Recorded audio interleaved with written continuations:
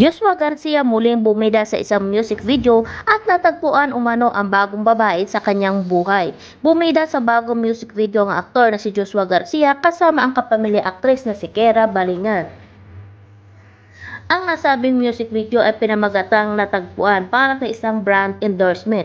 Ito ay binahagi ni Joshua sa kanyang Instagram account kung paano po siya natagpuan sa ni Joshua sa kanyang caption. Ang lyrics ng nasabing kanta ay para sa mga taong nasaktan pero natutong lumaban. Mensahe rin ng nasabing kanta ay ang makakita ng panibagong mamahalin. Sa kalagitnaan ng masabing MV ay nagbato ng mga hugot na linya sina Kera at Joshua. Dami ng pinagdadaanan ko ngayon, di ko alam kung saan at paano magsisimula muli.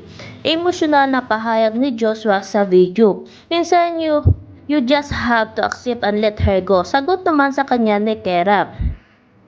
Sa huli ay may mensahe rin ang nasabing kanta na handang magtiwalang muli kung sakaling may darating na bago. Matatandaan na bumida din si Joshua kasama ang dating kasintahan na si Joshua Barito sa music video ng kanta ni Moira de la Torre na Paubaya, kung saan pinag-usapan din ito sa social media tila closure daw ito ng dalawa sa naging relasyon nila. Samantala ang natagpuan naman ay parang naging sagot umano sa Paubaya. At si Kera daw umano ang natagpuang bagong pag-ibig di umano ni Joshua. Maraming netizen naman ang agad na kinilig sa kanilang music video. Narito ang ilan sa kanilang komento. Bagay silang love team, nakakakilig. OMG, Z and Y reunited. I miss Zosimo and Y Wawi. Looking forward to both of you. Matatandaan na unang naging magkapareha sina Joshua at Kera sa seryeng The Greatest Love, kung saan ang pangalan ng kanilang mga karakter ay Zena Z at Y.